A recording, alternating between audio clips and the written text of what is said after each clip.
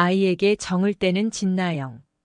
진나영은 콩이를 출산한 후에도 기쁨보다는 혼란과 두려움에 휩싸였습니다.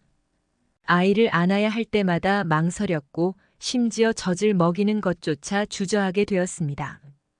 아이의 얼굴이 자신이 예상했던 것과 너무도 달랐기 때문이죠. 나영의 그런 행동과 표정을 지켜본 진장수는 의문을 품고 걱정되는 마음으로 수지에게 말합니다. 수지야, 나영이가 좀 이상해. 네. 나영이가 어떻게 이상한데요? 애랑 눈도 잘 못 마주치고 안아주지도 않고 수유할 생각조차 안 하더라. 착한 수지는 애써 장수를 안심시키기 위해 말합니다. 출산 후유증일 거예요. 갑작스러운 신체 변화와 정서적 불안정 때문에 그럴 수 있어요. 너무 걱정하지 마세요. 하지만 수지 역시 나영의 이상한 행동을 눈치채고 있었습니다.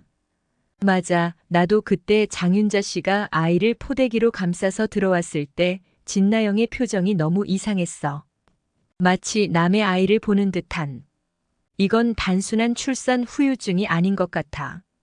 수지는 진나영이 모든 것을 받아들이는 듯한 표정으로 이혼 서류랑 도장을 가져와 달라고 자신에게 부탁했지만 수지는 그 말을 쉽게 받아들이지 못했습니다. 나영은 정말 아이한테 정을 떼려는 걸까? 양육권을 지킬 수 없으니 아이에게 애정을 두지 않으려는 것일까? 하지만 진실은 훨씬 더 충격적이었습니다. 진나영은 아이를 보자마자 알고 있었습니다. 아이의 얼굴이 한현성의 얼굴이 아니라 최 PD와 놀라울 만큼 닮아 있다는 것을. 나영은 속으로 스스로를 다독였습니다. 지금까지 잘해왔어, 진나영. 아무도 모를 거야. 설마 현성 씨가 알아차리겠어? 하지만 나영은 그 불안을 감출 수 없었고 그로 인해 아이와의 거리는 점점 더 멀어졌습니다. 그날 장윤자는 손주인 콩이의 양육권을 지키기 위해 수지에게 특별한 부탁을 했죠. 수지야, 가서 네 시어머니한테 꼭 얘기해. 애가 엄마 젖을 하도 잘 먹는다고. 응? 부탁한다. 수지는 이 말을 그대로 전하지는 않았지만 말이 역시 전혀 동요되지 않았습니다. 그 애가 한 짓을 생각해봐. 그런 애한테 어떻게 현성이 아이를 키우게 해. 절대 안 돼. 하지만 이 모든 노력은 헛수고가 될 가능성이 큽니다.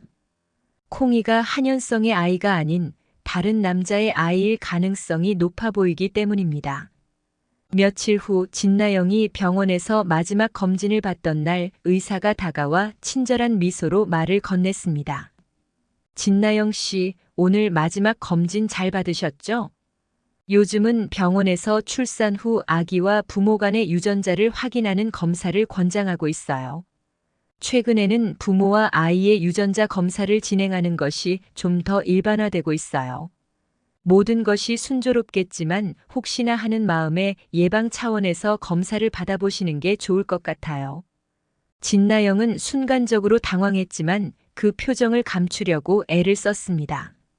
수지는 그 순간 나영의 반응을 유심히 지켜보며 의심을 품기 시작했습니다. 의사는 이어 현성에게도 조심스럽게 권유했습니다. 아버님께서도 가능하시면 같이 검사를 받아보시는 걸 추천드립니다. 요즘은 부모와 아이의 유전자를 확인하는 것이 많이 권장되고 있거든요. 절차는 간단하고 시간이 오래 걸리지 않아요. 현성은 처음엔 당황했지만 의사의 설명을 듣고 고개를 끄덕였습니다. 그래요. 요즘 그런 사례들이 늘어나고 있다니 검사를 해보는 게 좋겠네요. 아이러니하게도 과거의 유전자 검사와 관련된 범죄에 연루됐던 진나영이 이번에는 그 검사로 인해 자신의 비밀이 드러날 위기에 처할지도 모릅니다. 진나영이 현성에게 의도적으로 접근한 모든 사실이 밝혀지고 진나영은 천벌을 받을 일만 남은 거죠. 집을 떠나는 한진태. 진태는 떳떳하지 못했습니다. 특히 현성에게만큼은 더더욱 그랬습니다. 현성아, 이 애비가 다 미안하다. 내 거짓말이 모든 걸 이렇게 만들었다. 내가 다치지 말았어야 했는데. 다행히 현성은 기억을 되찾았습니다. 진태와 마리가 자신의 병동에 들어왔을 때 현성은 모든 기억이 돌아왔다는 사실을 깨달았습니다. 현성의 눈빛을 본 우리도 그 사실을 눈치챘고 오히려 현성을 다독였습니다. 그러나 현성은 가족들이 평화롭게 지내기를 바랐습니다. 나로 인해 연기라도 좋으니까 어머니 아버지가 사이좋게 지내셨으면 해서. 현성의 마음을 충분히 이해한 우리는 형으로서 동생에게 충고했습니다. 무슨 마음인지는 알겠지만 아버지를 붙잡으려고 계속 이런 식으로 네 아이를 몰래 보러 다닐 순 없잖아. 모두를 끌어안을 순 없어. 현성아, 넌 네 몫의 선택만 감당하면 돼. 너 혼자 애쓰지 않아도 된다는 말이야. 그날 밤 현성의 퇴원을 기념하여 가족이 모두 모여 저녁을 먹었습니다.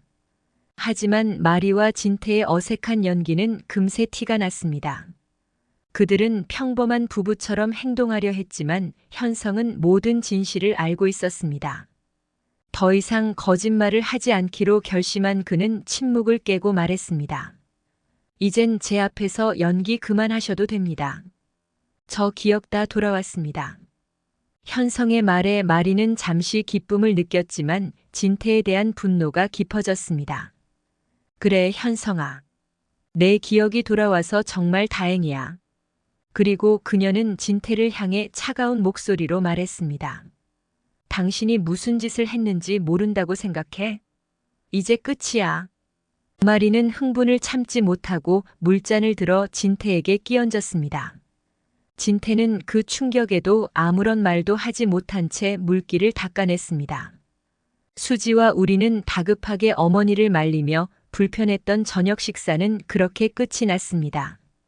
현성은 더 이상 이 상황을 견딜 수 없다는 듯 방으로 뛰쳐 올라갔습니다. 진태는 조용히 아들의 방으로 들어갔습니다. 현성아, 이 애비를 절대 용서하지 마라. 이제 애비는 떠날 거다. 내가 몸이 완전히 회복되기만을 기다렸어. 내가 기억을 되찾았다니 다행이다. 이 애비의 걱정이 덜었다. 진태는 말을 마치고 방에서 나서며 눈물을 흘렸습니다. 그의 어깨는 무겁게 처져 있었고 그의 발걸음은 너무나도 느렸습니다. 현성 또한 그 자리에 서서 눈물을 흘렸습니다. 아버지를 더 이상 지켜줄 수 없다는 현실이 가슴을 찢었습니다. 임신한 수지. 한편 수지는 마침내 임신에 성공했습니다. 두 사람은 드디어 부모가 될 준비를 하게 된 것이죠. 우리는 기쁜 마음을 감추지 못하고 수지를 단단히 부둥켜 안았습니다. 그의 눈에는 설렘과 사랑이 가득 담겨 있습니다. 수지야, 내가 약속할게. 좋은 남편, 좋은 아빠 되겠다고. 수지는 눈물이 가득한 눈으로 우리를 바라보며 웃었습니다. 웃음 속에는 모든 기쁨과 사랑이 담겨 있었습니다. 우리는 곧바로 이 기쁜 소식을 전화로 마리에게 알렸습니다. 어머니, 수지가 임신했어요. 저희 정말 부모가 되는 거예요.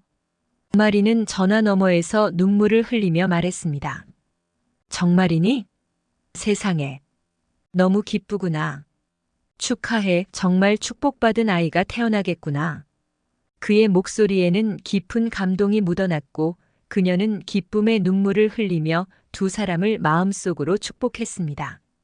수지 또한 가슴속에 행복을 주체할 수 없어 그녀의 엄마인 선영에게 바로 전화했습니다. 엄마, 나 임신했어. 드디어 엄마가 되는 거야. 그리고 앞으로 더 사랑을 주는 엄마, 좋은 아내가 될 거야.